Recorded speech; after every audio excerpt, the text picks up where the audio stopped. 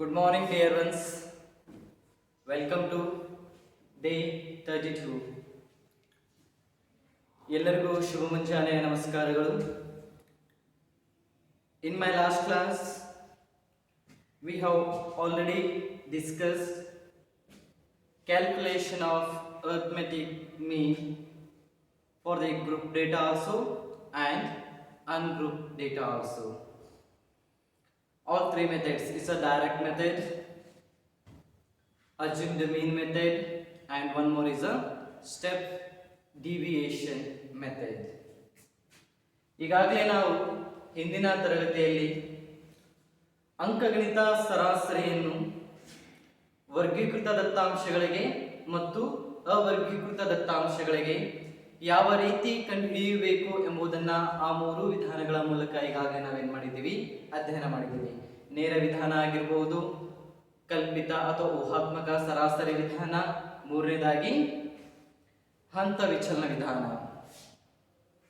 For the continuous series also as well as the discrete series also. ಪೂರ್ಣಾಂಕ ಶ್ರೇಣಿಗಳಲ್ಲೂ ಕೂಡ ನಾವು ನೋಡಿದ್ವಿ, ನಿರಂತರ ಶ್ರೇಣಿಗಳಲ್ಲೂ ಕೂಡ ನಾವು ಈಗಾಗಲೇ ನೋಡಿದ್ದೀವಿ.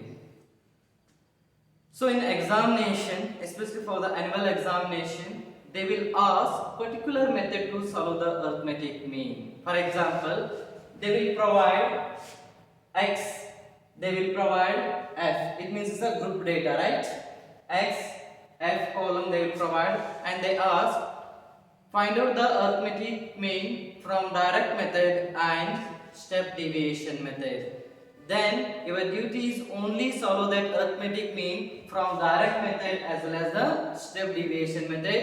No need to solve through assumed mean method, because they ask only two methods, right? If they ask assumed mean method also, then you can solve that. Okay, particularly they mentioned it's a direct method or step deviation method. Just read that question and you'll get to know that in which method I have to solve this problem.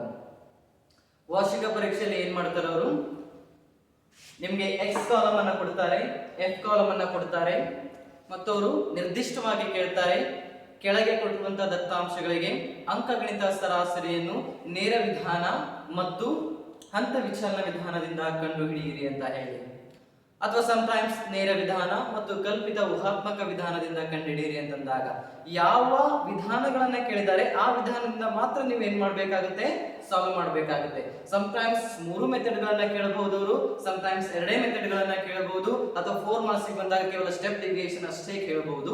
Correct ಆಗಿ question ಅನ್ನು ಓದಿದಾಗ ಗೊತ್ತಾಗುತ್ತೆ ನಾನು ಯಾವ method ಇಂದ solve ಮಾಡಬೇಕು ಅಂತ ಹೇಳಿ. ಎಲ್ಲಾ ಪ್ರಾಬ್ಲಮ್ಸ್ ಅನ್ನು ಕೂಡ ಮೂರು ಮೆಥಡ್ ಇಂದ ಸಾಲ್ವ್ ಮಾಡುವಂತ ಅಗತ್ಯ ಇರುವುದಿಲ್ಲ. ಬಟ್ ನಿಮಗೆ ಎಲ್ಲವೂ ಗೊತ್ತಾಗಲಿ ಅನ್ನೋ ಕಾರಣಕ್ಕೋಸ್ಕರ ಮೂರು ಮೆಥಡ್ ಇಂದ ನಾನು ಏನ್ ಮಾಡಿದ್ದೀನಿ, ಈಗಾಗಲೇ ಸಾಲ್ವ್ ಮಾಡಿದ್ದೀನಿ. Okay, in day 32 today's class we are again going to discuss a very interesting concept, median. ಇವತ್ತಿನ ತರಗತಿಯಲ್ಲಿ ಇನ್ನೊಂದು ಮಹತ್ತರವಾದ ಮತ್ತು ತುಂಬಾ ಕುತೂಹಲಕರವಾದಂತಹ ಪರಿಕಲ್ಪನೆ ಯಾವುದಪ್ಪ ಅಂತಂದ್ರೆ ಮಧ್ಯಾಂಕ. ಇಲ್ಲಿ ಕೂಡ ಡಿಸ್ಕ್ರೀಟ್ ಸೀರೀಸ್ ಅಲ್ಲಿ ನಾನು ಮಧ್ಯಾಂಕವನ್ನ ಹೇಗೆ ಕಂಡುಹಿಡಿಯಬೇಕು ಮತ್ತು ನಿರಂತರ ಶ್ರೇಣಿಗಳಲ್ಲಿ ಯಾವ ರೀತಿ ಮಧ್ಯಾಂಕವನ್ನ ಕಂಡುಹಿಡಿಯಬೇಕು.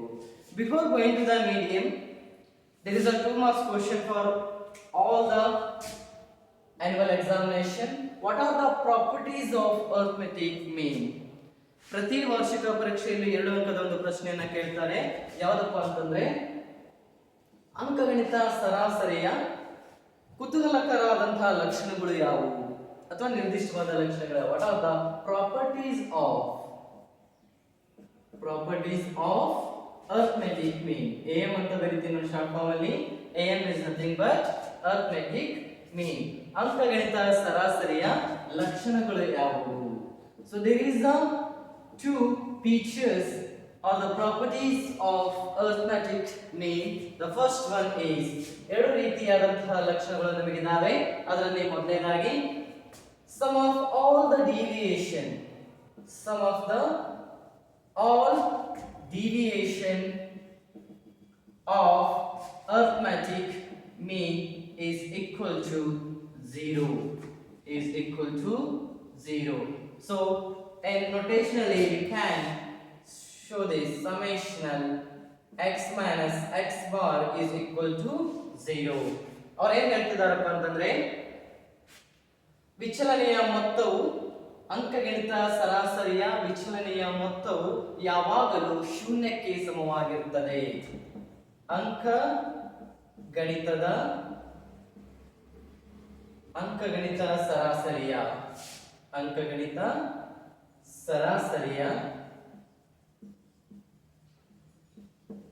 ವಿಚಲನೆಯ ಮೊತ್ತವು ವಿಚಲನೆಯ ಮೊತ್ತವು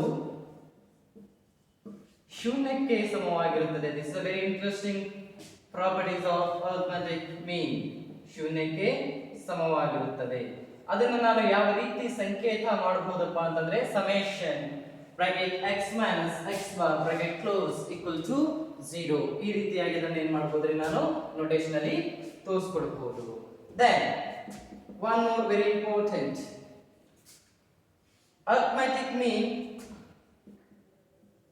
is affected by large values to either end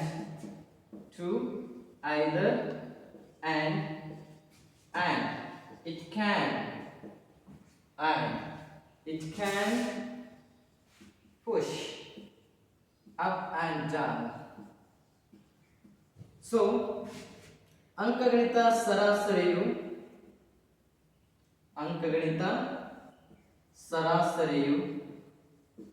ಕಟ್ಟ ಕಡೆಯ ಮೌಲ್ಯದ ಮೇಲೆ ಪ್ರಭಾವ ಬೀರುತ್ತದೆ ಮತ್ತು ಇದು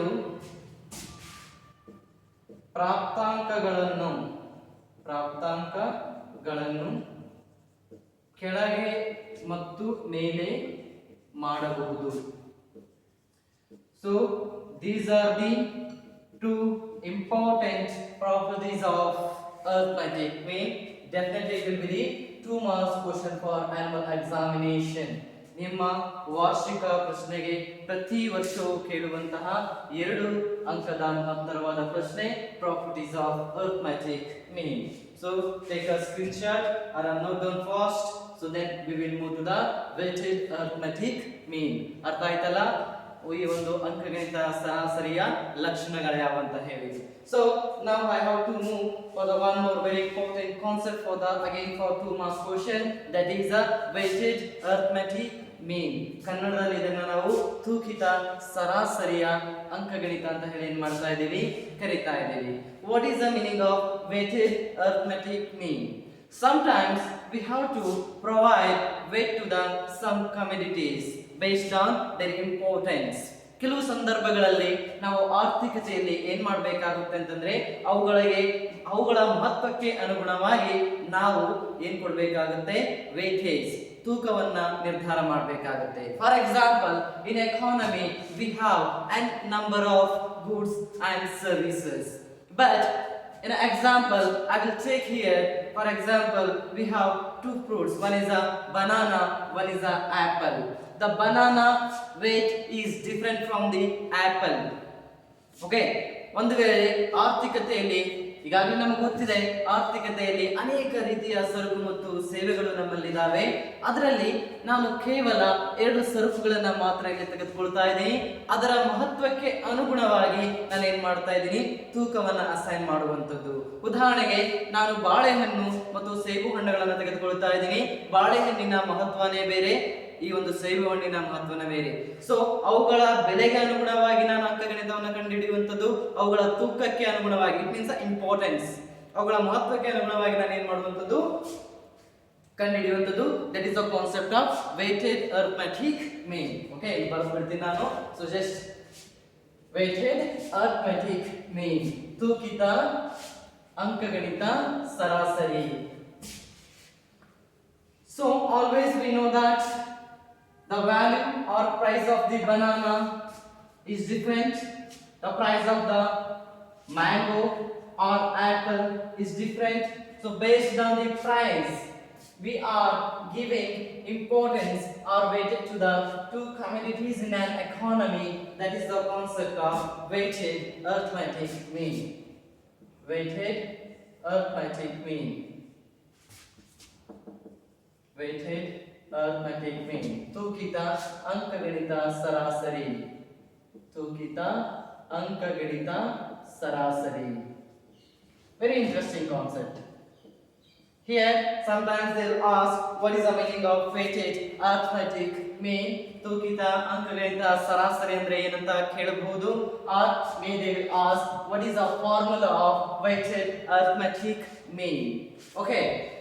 Sometimes we have to give importance to some commodity based on the prices.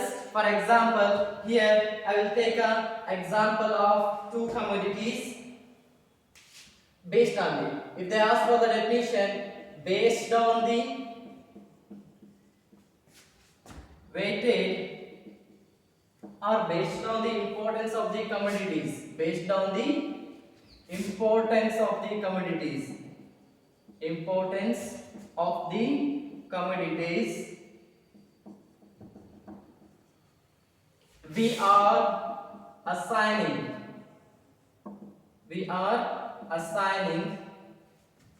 weighted to the each commodity is called weighted arithmetic mean. ಕನ್ನಡದಲ್ಲಿ ಇದನ್ನು ಬರೆಯೋದಾದ್ರೆ ಆರ್ಥಿಕತೆಯಲ್ಲಿ ಪ್ರತಿಯೊಂದು ಸರಕುಗಳಿಗೆ ಅದರ ಮಹತ್ವಕ್ಕೆ ಅನುಗುಣವಾಗಿ, ಪ್ರತಿಯೊಂದು ಸರಕುಗಳಿಗೆ ಅದರ ಮಹತ್ವಕ್ಕೆ ಅನುಗುಣವಾಗಿ ತೂಕವನ್ನು ನಿರ್ಧರಿಸುವುದು. ಇದಕ್ಕೆ ಏನಂತ ಕರೀತಾ ಇದ್ದೀವಿ ನಾವು? ತೂಕಿತ ಅಂಕಗಣಿತ ಸರಾಸರಿ. For example, I will take here the two commodities. One is mango and one is a banana, or you can take a Kit Kat chocolate as well as a Dairy Milk chocolate. The both are completely different here. So the mango prices are different, so I consider as a P1. The banana prices are completely different, I consider as a P2.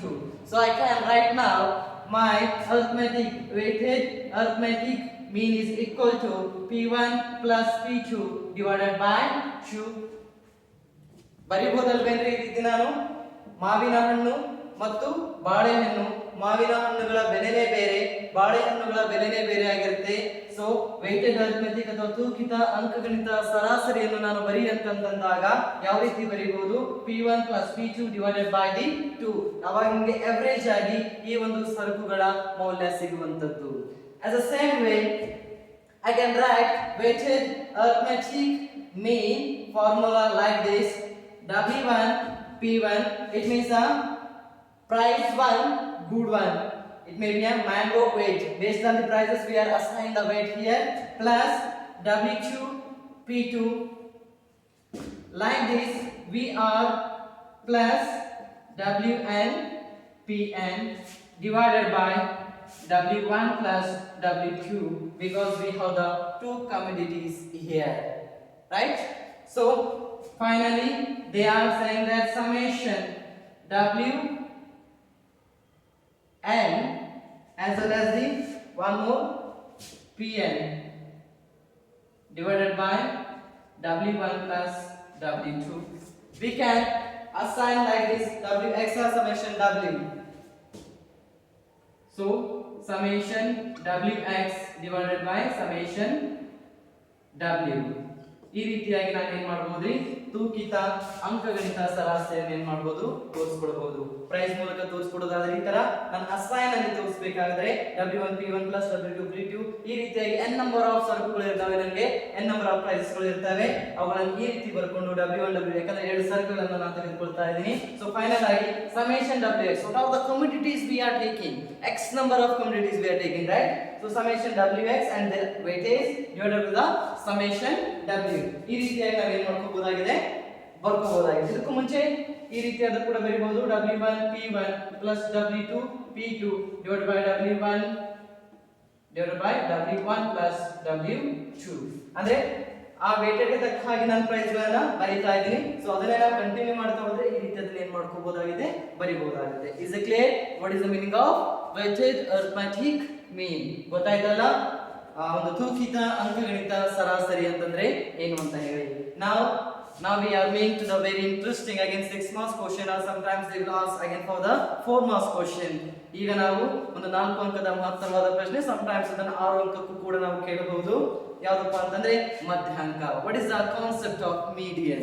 So you people are already studying the statistics. ಈಗಾಗಲೇ ನೀವು ಸಂಖ್ಯಾಶಾಸ್ತ್ರದಲ್ಲಿ ಅದನ್ನ study ಮಾಡಿರಬಹುದು, but little bit maybe a procedure will be changed here. ಇಲ್ಲಿ ನಾನು ಏನು ಮಾಡಬಹುದು, ಸ್ವಲ್ಪ ಬಿಡಿಸುವಂತ ವಿಧಾನವನ್ನ ಚೇಂಜ್ ಮಾಡಬಹುದು. Again formulas are remain same, but ಬಿಡಿಸುವಂತ ವಿಧಾನ ಸ್ವಲ್ಪ ಚೇಂಜಸ್ ಆಗಬಹುದು. Maybe Ramesh sir will explain in a different way, now I am explaining in a different way, or Vivek sir will explain in a different way. ಈ ರೀತಿಯಾಗಿ ಯಾವ method ಅನ್ನು ಕೂಡ ನಾವು ಮಾಡಿದ್ರು ಕೂಡ ಬರುವಂತ ಆನ್ಸರ್ ಏನಾಗಿರುತ್ತೆ, ನಮಗೆ ಈಸಿ ಆಗಿರುವಂತದ್ದು as well as ಸೇಮ್ ಆಗಿರುವಂತದ್ದು. Now the concept of median. Concept of median. So we already done with the arithmetic mean, right? Now is the concept of median. So madhyanka. For the upcoming midterm exam, definitely will ask 4 or 6 marks question based on this concept only. 4 marks question, or even for the 6 marks question also I will ask. Okay.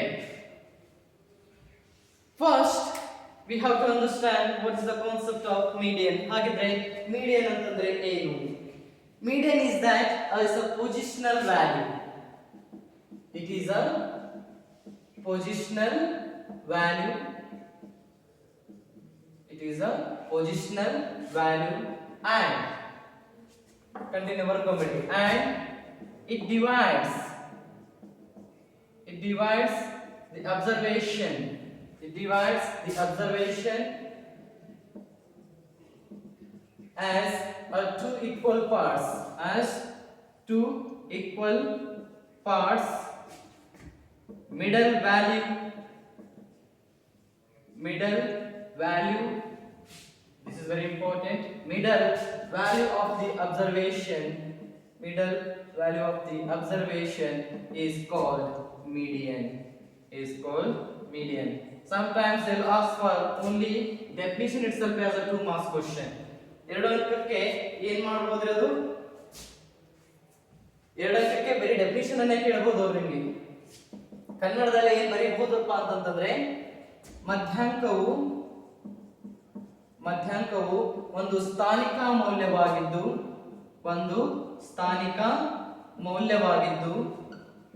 ಇದು ಪ್ರಾಪ್ತಾಂಕಗಳನ್ನು ಎರಡು ಸಮ ಭಾಗಗಳಾಗಿ ವಿಂಗಡಿಸುತ್ತದೆ. ಇಲ್ಲಿ ಮಧ್ಯದ ಮೌಲ್ಯವನ್ನು, ಪ್ರಾಪ್ತಾಂಕಗಳ ಮಧ್ಯದ ಮೌಲ್ಯವನ್ನು ಇರುತ್ತದೆ. ಪ್ರಾಪ್ತಾಂಕಗಳ ಮಧ್ಯದ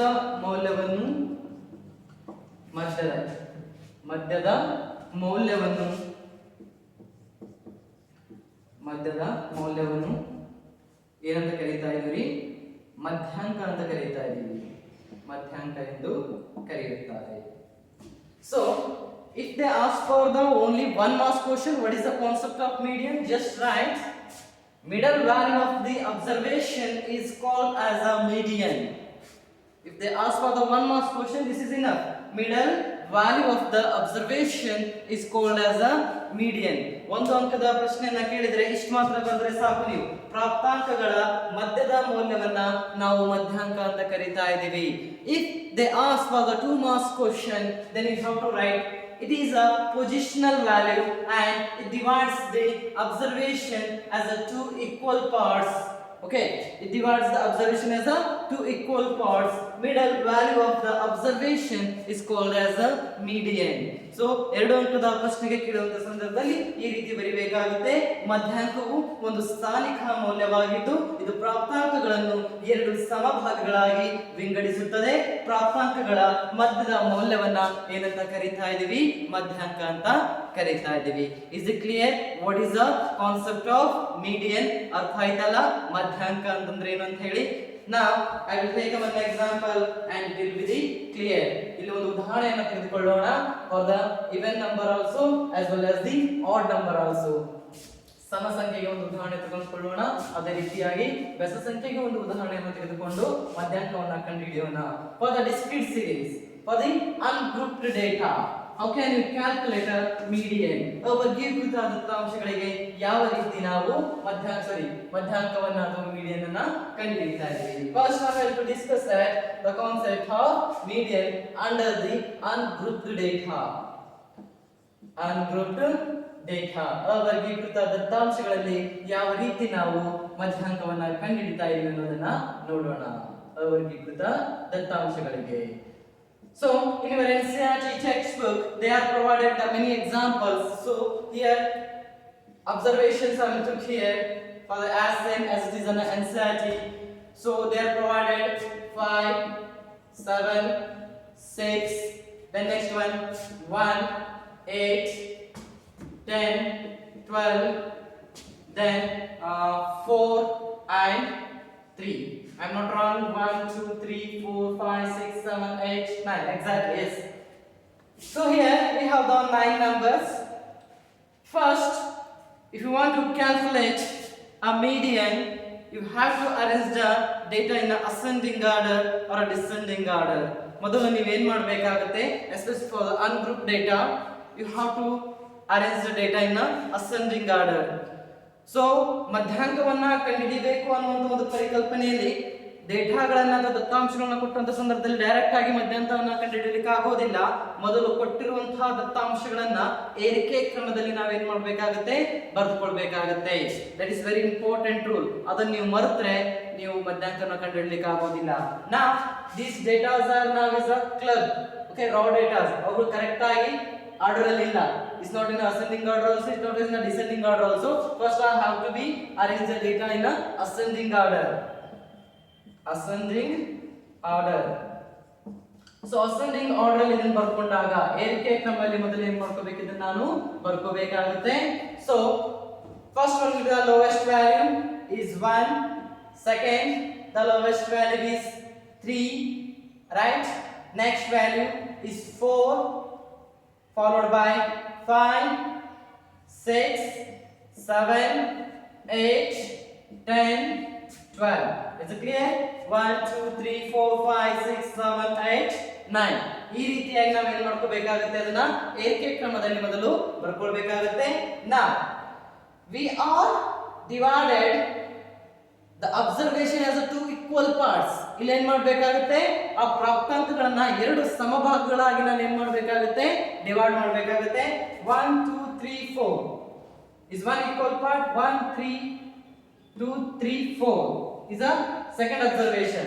The middle observation or middle value of the observation is considered as your median.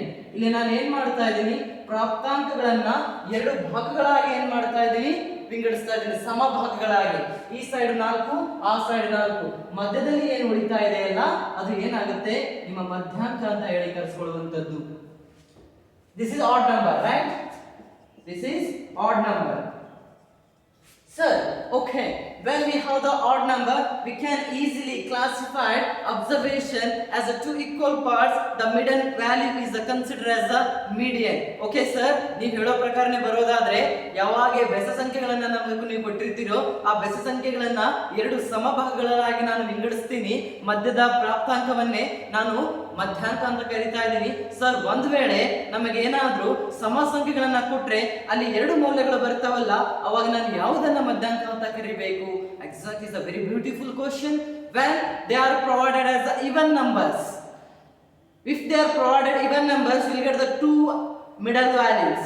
Okay, if you are divide the exact two equal parts, we will get the two middle values. Then how can we find out the median? Even for that is a solution.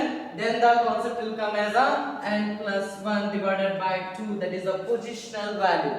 So I will tell that. Okay, ಅದು ಯಾವ ರೀತಿ ಕಂಡುಹಿಡಿಯಬೇಕು ಅನ್ನೋದನ್ನ ಇವಾಗ ಹೇಳ್ತೀನಿ. For example, here I will add one more number. That is, which number is missing here? 2 is missing, right? Okay, 2 will be added here. ಇವಾಗ ಏನಾದ್ರು 10 ಅಂಕಗಳಾದ್ರು ಇವಾಗ ಏನಾಗುತ್ತೆ ನನಗೆ ಇವನ್ ನಂಬರ್ ಆಗುವಂತದ್ದು.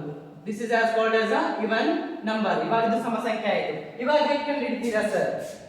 ಸೇಮ್ ಇದೇ ರೀತಿಯಾಗಿ ಮತ್ತೆ ನಾನು ಅದನ್ನ ಏನ್ ಮಾಡ್ಕೋಬೇಕಾಗುತ್ತೆ, ಅಸೆಂಡಿಂಗ್ ಆರ್ಡರ್ ಅಲ್ಲಿ ಬರ್ಕೋಬೇಕಾಗುತ್ತೆ. ಅದನ್ನ ನಾನು ಇವಾಗ ಮತ್ತೆ ಅಸೆಂಡಿಂಗ್ ಆರ್ಡರ್ ಅಲ್ಲಿ ಬರ್ಕೋತೀನಿ. ಅವಾಗ ಯಾವ ರೀತಿ ನೀವು ಮೀಡಿಯನ್ ಅನ್ನ ಕಂಡುಹಿಡಿಯಬಹುದು ನೋಡೋಣ.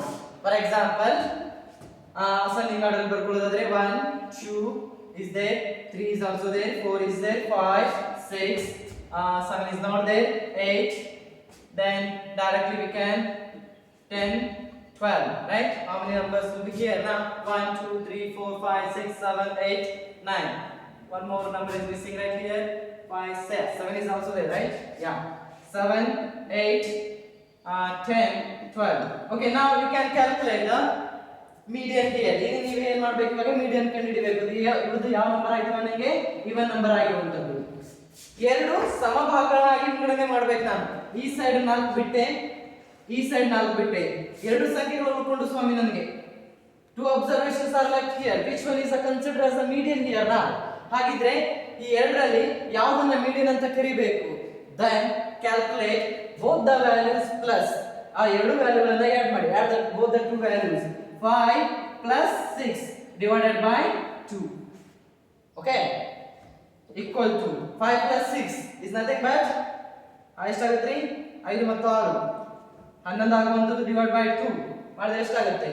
5.5. The 5.5 is your median. ಅಲ್ಲಿ ಬರುವಂತಹ ಎರಡು ಸಂಖ್ಯೆಗಳನ್ನ ಸಮ ಸಂಖ್ಯೆ ಇದ್ದಾಗ ಮಾತ್ರ ಎರಡು ಸಂಖ್ಯೆಗಳು ಬರ್ತಾವೆ ನಮಗೆ. ಬೆಸ ಸಂಖ್ಯೆ ಇದ್ದಾಗ ಬರ್ಲಿಕ್ಕಾಗಲ್ಲ. ಎರಡನ್ನ ಸಮ ಪ್ರಮಾಣದಲ್ಲಿ ಏನ್ ಮಾಡ್ಬೇಕಾಗುತ್ತೆ, ನಾನು ಡಿವೈಡ್ ಮಾಡ್ಬೇಕಾಗುತ್ತೆ. ಆಡ್ ನಂಬರ್ ಇದ್ದಂದ್ರೆ ಸಮಸ್ಯೆನೇ ಇಲ್ಲ. ಎರಡು ಕೂಡ ಸಮಭಾಗಗಳಾಗಿ ಮಾಡಿದಾಗ ಮಧ್ಯದ ವ್ಯಾಲ್ಯೂ ಏನಾಗ್ಬಿಡುತ್ತೆ ನನಗೆ ಮೀಡಿಯನ್ ಆಗಿರುವಂತದ್ದು. ಬಟ್ ಇಲ್ಲಿ ಎರಡು ವ್ಯಾಲ್ಯೂಗಳು ಬಂದಾಗ ಆ ಎರಡು ವ್ಯಾಲ್ಯೂಗಳನ್ನ ಏನ್ ಮಾಡ್ಬೇಕಾಗುತ್ತೆ, ನಾನು ಪ್ಲಸ್ ಮಾಡಿ ಡಿವೈಡೆಡ್ ಬೈ ಏನ್ ಮಾಡ್ಬೇಕಾಗುತ್ತೆ 2 ಮಾಡ್ಬೇಕಾಗುತ್ತೆ. ಅವಾಗ ನನಗೆ ಏನ್ ಸಿಗುತ್ತೆ? ರಿಯಲ್ ಮೀಡಿಯನ್ ಸಿಗುವಂತದ್ದು. Is it clear? How can we calculate median for the ungroup data? ಅವರ್ಗೀಕೃತ ದತ್ತಾಂಶಗಳಿಗೆ ಯಾವ ರೀತಿಯಾಗಿ ನಾವು ಮಧ್ಯಾಂಕವನ್ನ ಕಂಡುಹಿಡಿದಿದ್ದೀವಿ, ಅದು ಬೆಸ ಸಂಖ್ಯೆಯಲ್ಲಿ ಹೇಗಾಯ್ತು ಮತ್ತು ಯಾವ ಸಂಖ್ಯೆಯಲ್ಲಿ ಸಮ ಸಂಖ್ಯೆಯಲ್ಲಿ ಆಗುತ್ತೆ. As for the odd numbers also we are calculated, and as well as the even number also we are calculated. But first keep in your mind whatever data they are provide. First you have to arrange the data in ascending order. ಯಾವುದೇ ದತ್ತಾಂಶಗಳನ್ನು ಅವರು ಕೊಟ್ಟಿರಲಿ, ಮೊದಲು ಆ ದತ್ತಾಂಶಗಳನ್ನ ಏರಿಕೆ ಕ್ರಮದಲ್ಲಿ ಬರ್ಕೊಳ್ರಿ. ಏರಿಕೆ ಕ್ರಮದಲ್ಲಿ ಬರ್ಕೊಳ್ಳಿಲ್ಲ ಅಂತಂದ್ರೆ ಡೇಟಾಸ್ಗಳು ರಾಂಗ್ ಆಗ್ತವೆ, ನಿಮಗೆ ಮಧ್ಯಾಂಕ ಸಿಗೋದಿಲ್ಲ. ಫಾರ್ ಎಕ್ಸಾಂಪಲ್ ಏರಿಕೆ ಕ್ರಮದಲ್ಲಿ ಬರ್ಕೊಂಡಿಲ್ಲ ಅಂತಂದ್ರೆ ಏನಾಗುತ್ತೆ ನೋಡ್ರಿ. ನಾವು ಅವೆಲ್ಲ ಈ ಸೈಡ್ 4 ಬಿಡ್ತೀನಿ, ಈ ಸೈಡ್ 4 ಬಿಡ್ತೀನಿ, ಮಧ್ಯದ ವ್ಯಾಲ್ಯೂ ಏನಾಯ್ತು? ಇವಾಗ 8 ಆಯ್ತು. That is not your right answer, because ಅವಾಗ ಏನಾಗಿತ್ತು, ಮಧ್ಯದ ವ್ಯಾಲ್ಯೂ ಏನು ಬಂದಿತ್ತು ನನಗೆ? 6 ಬಂದಿತ್ತು. ಸೊ ಹಾಗಾಗಿ ಏನ್ ಮಾಡ್ಕೋಬೇಕಾಗುತ್ತೆ, ನೀವು ಮೊದಲು ಅವುಗಳನ್ನ ಸಮ ಪ್ರಮಾಣವಾಗಿ ಅಥವಾ ಸಮ ವಿಭಾಗಗಳಾಗಿ ಏನ್ ಮಾಡ್ಕೋಬೇಕಾಗುತ್ತೆ, ವಿಂಗಡಿಸಿಕೊಂಡು ಏರಿಕೆ ಕ್ರಮದಲ್ಲಿ ಬರ್ಕೊಂಡು ಅದರ ನಂತರ ಮಧ್ಯದ ವ್ಯಾಲ್ಯೂ ಏನ್ ಮಾಡ್ಬೇಕಾಗುತ್ತೆ, ಕಂಡುಹಿಡಿಬೇಕಾಗುತ್ತೆ. Now I have to move to discrete series. It means the grouped data. ಇವಾಗ ಏನ್ ಮಾಡೋಣ? grouped data ವರ್ಗೀಕೃತ ದತ್ತಾಂಶಗಳಲ್ಲಿ ಯಾವ ರೀತಿಯಾಗಿ ನಾವು ಮೀಡಿಯನ್ ಅನ್ನ ಕಂಡುಹಿಡಿಯೋದನ್ನ ನೋಡೋಣ. Okay, so ungrouped data is clear. Now it grouped data. So when the frequencies comes to the matter or in the frequency distribution ಬಂತು ಅಂದ ತಕ್ಷಣ ಅದೇನಂತ ತಿಳ್ಕೋಬೇಕು ನೀವು? ಗ್ರೂಪ್ಡ್ ಡೇಟಾ ಬಗ್ಗೆ ನಾವೇನ್ ಮಾಡ್ತಾ ಇದೀವಿ, ನೋಡ್ತಾ ಇದೀವಿ ಅನ್ನೋದನ್ನ ಗೊತ್ತಿರಲಿ. ಗ್ರೂಪ್ಡ್ ಡೇಟಾ ವರ್ಗೀಕೃತ ದತ್ತಾಂಶಗಳು, ವರ್ಗೀಕೃತ ದತ್ತಾಂಶಗಳು. Under this first we have to discuss discrete series. ಮೊದಲು ಏನ್ ಮಾಡಬೇಕಾಗುತ್ತೆ, ನಾವಿಲ್ಲಿ discrete series ಅನ್ನ ನೋಡುವಂತದ್ದು. ಅಂದ್ರೆ ಪೂರ್ಣಾಂಕ ಶ್ರೇಣಿಗಳು. The whole numbers are there and they jump to one number to another number. ಪೂರ್ಣಾಂಕ ಶ್ರೇಣಿಗಳು. Okay, fine. So here how can we calculate our median? So example, anyone inside textbook? First they took a income level ತಗೊಂಡಿದ್ದಾರೆ, random numbers ಅನ್ನು ತಗೋತಾರೆ. Then next column will be the number of observations or number of persons. Number of persons, right? ಎರಡು ಕಾಲಮ್ಗಳನ್ನು ಕೊಡ್ತಾರೆ, ಕೊಟ್ಟು ಏನಂತ ಕಂಡುಹಿಡಿಯಲು ಕೇಳ್ತಾರೆ, ಮೀಡಿಯನ್ ಅನ್ನ ಕಂಡುಹಿಡಿಯಿರಿ ಅಂತ ಕೇಳ್ತಾರೆ. For example income will be the 10 20 30 40 and number of persons 2 4, 10. The next one will be 4. Okay. 2, 4, 10, 4. Okay, fine. Number of persons ಎಷ್ಟಾಗ್ತಾರೆ ನೋಡ್ರಿ ಇಲ್ಲಿ. It will be 20, right? Yes. This is your n because it's considered as a f is considered as a x. For the median, there is a one more method to solve the median. First, you have to find as a cumulative frequency CF. ಇಲ್ಲಿ ಏನು ಮಾಡಬೇಕಾಗುತ್ತೆ, ನೀವು ಇಷ್ಟನ್ನ ಕೊಟ್ಟಾಗ ಮೊದಲು ನೀವು ಏನು ಕಂಡುಹಿಡಿಯಬೇಕಪ್ಪ ಅಂತಂದ್ರೆ cumulative frequency table ಅನ್ನು ಕಂಡುಹಿಡಿಯಬೇಕು. ಕ್ಯುಮ್ಯುಲೇಟಿವ್ ಫ್ರೀಕ್ವೆನ್ಸಿನ ಹೆಂಗೆ ಕಂಡುಹಿಡಿತೀವಿ?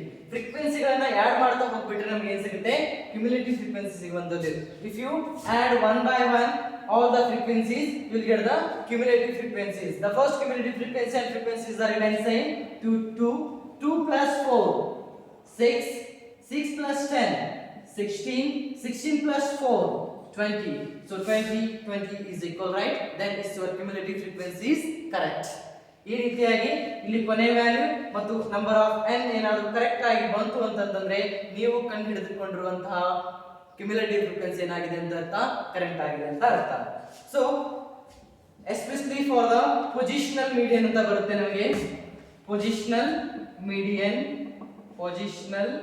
ಮೀಡಿಯನ್ ಅಂದ್ರೆ ಎಷ್ಟನೇ ಸ್ಥಾನದಲ್ಲಿ ನನಗೆ ಮೀಡಿಯನ್ ಇದೆ ಅಂತ ಕಂಡುಹಿಡಿಯಬೇಕಾದ್ರೆ there is one formula for the discrete series ಅಲ್ಲಿ ಕಂಡುಹಿಡಿಯಬೇಕಾದ್ರೆ n+1 divided by 2.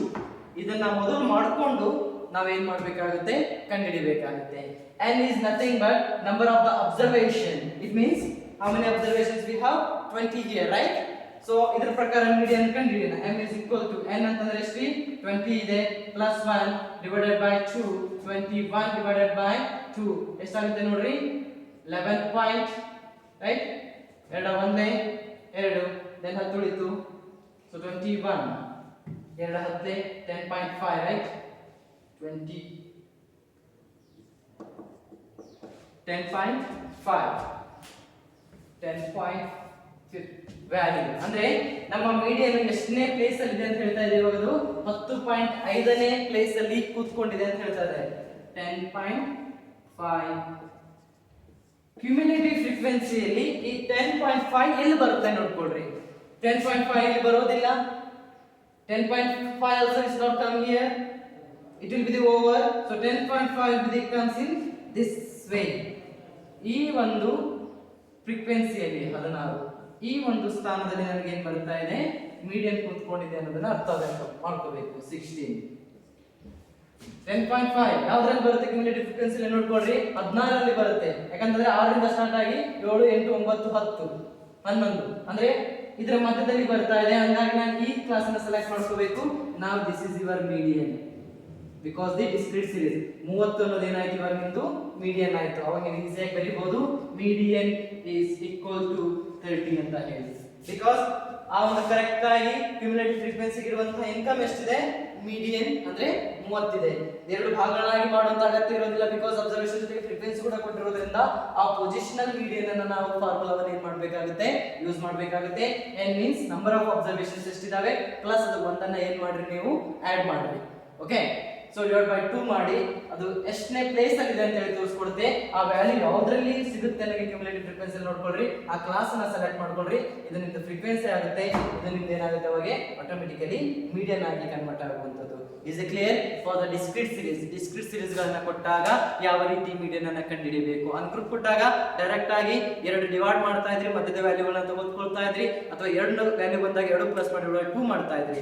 But discrete series ಗಳು ಕೊಟ್ಟಾಗ ಏನ್ ಮಾಡಬೇಕಾಗುತ್ತೆ, ಇಲ್ಲಿ ನೀವು ಮೊದಲು ಕ್ಯುಮ್ಯುಲೇಟಿವ್ ಫ್ರೀಕ್ವೆನ್ಸಿಯನ್ನು ಕಂಡುಹಿಡಿಯಬೇಕು. ಇದನ್ನ ಯಾವುದೇ ರೀತಿ ಮರೆಯಲಿಕ್ಕೆ ಸಾಧ್ಯ ಇಲ್ಲ.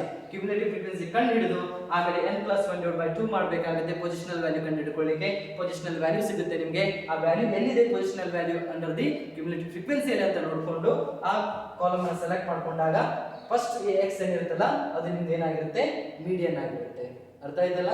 ಎಫ್ ಯಾಕೆ ನಾವು ತಗೊಳ್ಳಲ್ಲ ಅಂದ್ರೆ ಎಫ್ ಅನ್ನ ಯೂಸ್ ಮಾಡ್ಕೊಂಡು ಏನ್ ಮಾಡ್ಕೊಂಡಿರ್ತೀವಿ ನಾವು, ಕ್ಯುಮ್ಯುಲೇಟಿವ್ ಫ್ರೀಕ್ವೆನ್ಸಿ ಮಾಡ್ಕೊಂಡಿರ್ತೀವಿ. ಹಾಗಾಗಿ ಇದು ನಿಮ್ದು ಮೀಡಿಯನ್ ಆಗಿ ಏನಾಗುತ್ತೆ, ಕನ್ವರ್ಟ್ ಆಗುವಂತದ್ದು. Is it clear?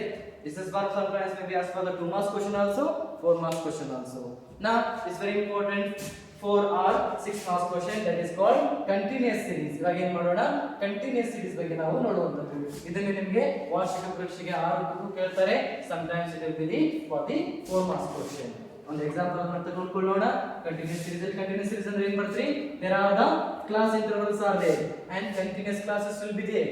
10 to 20, 20 to 30, 30 to 40 ಈ ರೀತಿಯ ಕ್ಲಾಸಸ್ ಇರ್ತವೆ, ವರ್ಗಾಂತರಗಳು ಇರ್ತವೆ. there is a upper limit and lower limit, right? And there is a frequency.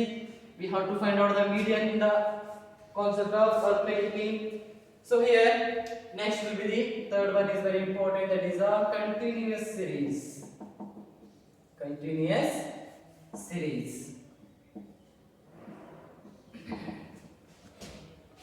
ನಿರಂತರ ಶ್ರೇಣಿಗಳು.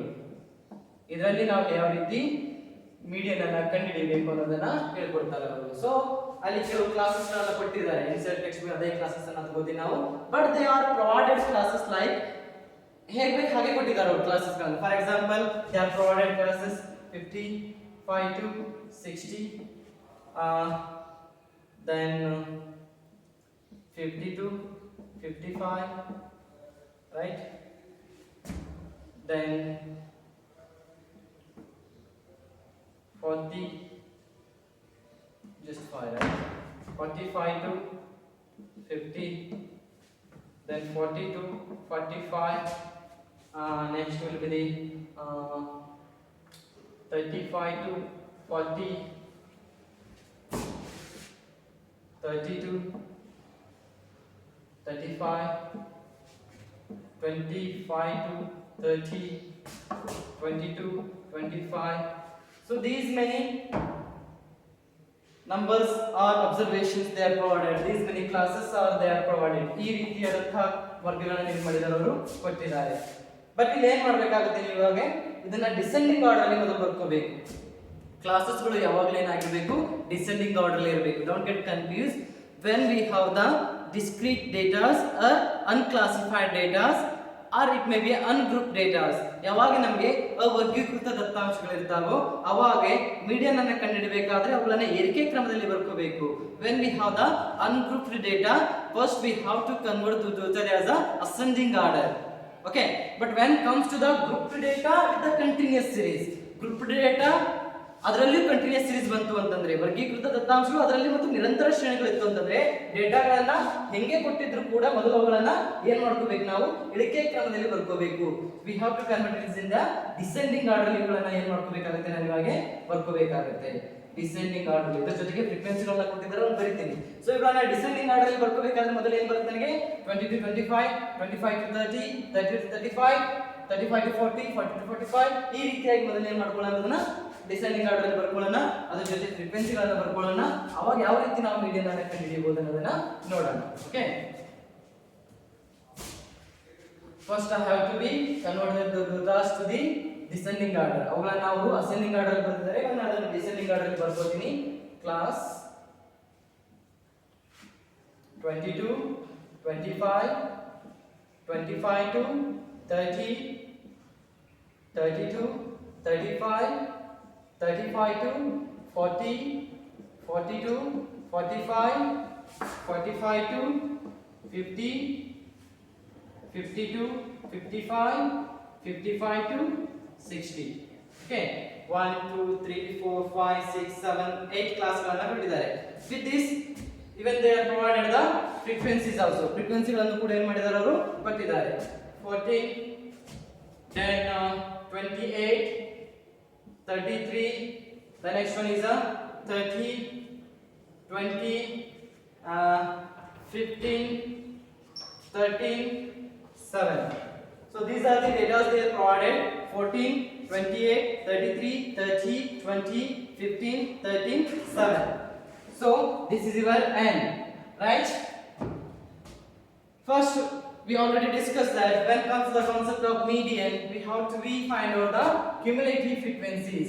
ನಾನು ಈಗಾಗಲೇ ಹೇಳಿದ್ದೀನಿ, ಮಧ್ಯಾಂಕವನ್ನು ನೀವು ಕಂಡು ಹಿಡಿತಾ ಇದ್ದೀರಿ ಅಂತಂದ್ರೆ ಅದು ಡಿಸ್ಕ್ರೀಟ್ ಸೀರೀಸ್ ಆಗಿರ್ಬೋದು, ಕಂಟಿನ್ಯೂಸ್ ಸೀರೀಸ್ ಆಗಿರ್ಬೋದು, ಮೊದಲು ಏನು ಕಂಡು ಹಿಡ್ಕೋಬೇಕಾಗುತ್ತೆ, ನಾವು ಕ್ಯುಮುಲೇಟಿವ್ ಫ್ರೀಕ್ವೆನ್ಸಿಯನ್ನು ಕಂಡು ಹಿಡ್ಕೋಬೇಕಾಗುತ್ತೆ.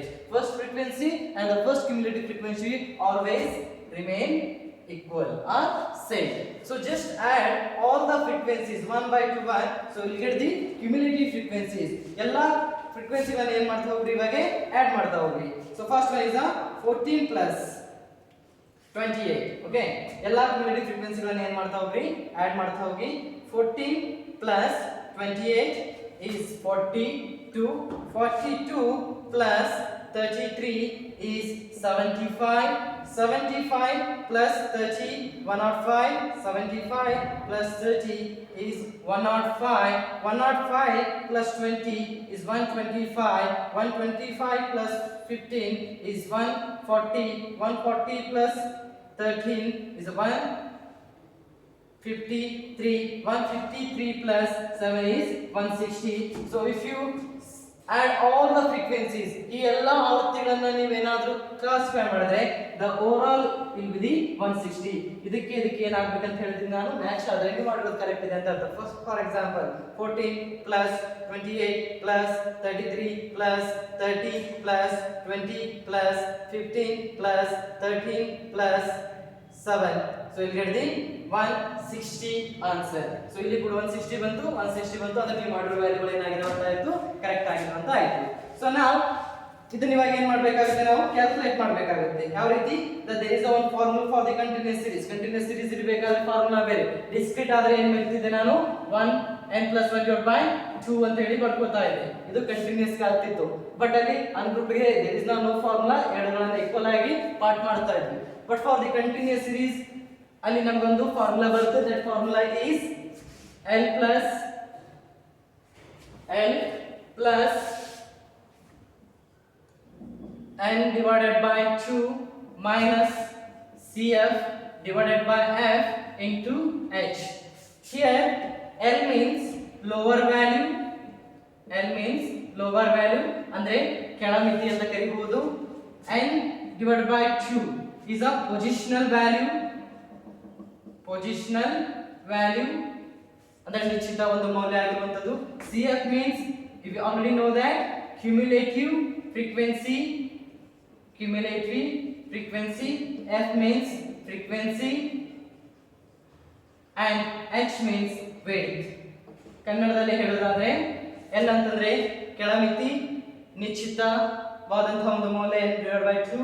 CF ಅಂದ್ರೆ ಕ್ಯುಮ್ಯುಲೇಟಿವ್ ಫ್ರೀಕ್ವೆನ್ಸಿ, ಕ್ಯುಮ್ಯುಲೇಟಿವ್ ಆದಂತ ಆವೃತ್ತಿ ಆಗಿರಬಹುದು. F ಅಂತಂದ್ರೆ ಆವೃತ್ತಿ, H ಅಂತಂದ್ರೆ ವಿಡ್ತ್, ಎಷ್ಟಿದೆ ಅಗಲ, ಅಂತರ ಎಷ್ಟಿದೆ ಅನ್ನೋದನ್ನ ಹೇಳ್ತಾ ಇದ್ದೀವಿ. ಸೊ ಇಲ್ಲಿ ಮೊದಲು ಏನ್ ಮಾಡೋಣ, ನಾವು n/2 ಕಂಡು ಹಿಡ್ಕೋಬೇಕಾಗುತ್ತೆ. ಅದನ್ನ ಕಂಡು ಹಿಡ್ಕೊಂಡಾಗ ಮಾತ್ರ ಉಳಿದೆಲ್ಲ ವ್ಯಾಲ್ಯೂಗಳು ನಮ್ಗೆ ಏನಾಗ್ತವೆ, ಸಿಗ್ತವೆ. ಅದರ್ವೈಸ್ ವಿಲ್ ನೆವರ್ ಗೆಟ್, ಇಲ್ಲ ಅಂತಂದ್ರೆ ಅದು ನಮ್ಗೆ ಸಿಗೋದಿಲ್ಲ. ಮೊದಲು ಏನ್ ಮಾಡ್ಕೊಳ್ರಿ, n divided by ಅಂದ್ರೆ ನಾವು ಪೊಸಿಷನಲ್ ವ್ಯಾಲ್ಯೂ ಕಂಡು ಹಿಡ್ಕೋಬೇಕಲ್ಲ.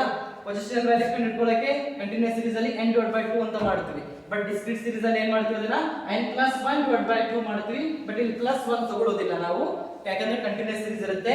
ಹಾಗಾಗಿ ಬರೀ n divided by 2 ತೆಗೆದುಕೊಳ್ಳುವಂತದ್ದು. n divided by 2 ಅಂತಂದ್ರೆ n ಎಷ್ಟಿದೆ ನನಗೆ, it is a value of n will be 160 divided by 2, right?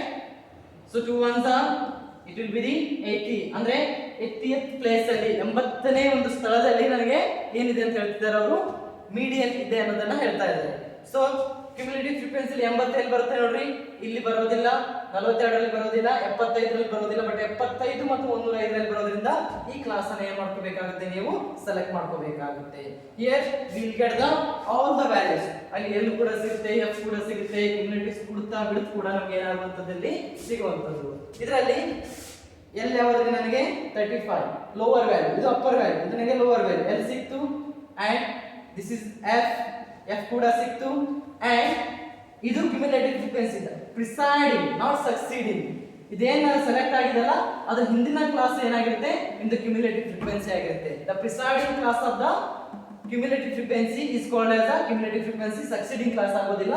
ಅದರ ಹಿಂದಿನ ಕ್ಲಾಸ್ ಅಲ್ಲಿ ನಾವೇನು ತಗೋತೀವಿ, CF ಸಿಕ್ತು, F ಕೂಡ ಸಿಕ್ತು, L ಕೂಡ ಸಿಕ್ತು. ಅವುಗಳೆಲ್ಲ ನಾವೇನ್ ಮಾಡೋಣ, ಇವಾಗ ಆಡ್ ಮಾಡೋಣ. L ಎಷ್ಟಿದೆ ರೀ, 35 ಪ್ಲಸ್ n divided by 2 ಎಷ್ಟು ಬಂದಿದೆ ನನಗೆ, 80 ಬಂದಿತ್ತು, ರೈಟ್? n ಅಂತಂದ್ರೆ 160 ಇತ್ತು, divided by 2 ಮಾಡಿದಾಗ ಎಷ್ಟು ಬಂದಿತ್ತು, 80 ಬಂದಿತ್ತು, right? 80 minus cumulative frequency is 75 divided by frequency means ಎಷ್ಟು ಬಂದಿದೆ, 30 ಇದೆ. And it's very important, H means what is the width? The difference between the lower value and upper value 40 35 minus ಮಾಡಿದ್ರೆ ಎಷ್ಟು ಬರ್ತಾ ಇದೆ 5 ಇದೆ ಅಲ್ಲ, ಅಂದ್ರೆ ಆ ಎರಡು ತರಗತಿಗಳ ಮಧ್ಯೆ ಎಷ್ಟು ಅಂತರ ಇದೆ ಅಂತ ಕೇಳ್ತಾ ಇದ್ದಾರೆ. 40 minus 35 is nothing but 5 is our h. Okay, now we get it easily. First you have to solve in a bracket. ಮೊದಲು ಬ್ರಾಕೆಟ್ ಅಲ್ಲಿ ಇರೋದನ್ನ ಸಾಲ್ವ್ ಮಾಡ್ಕೋಬೇಕಾಗುತ್ತೆ because of the Barber's rule. 80 minus 75 is 5 divided by 30 into 5.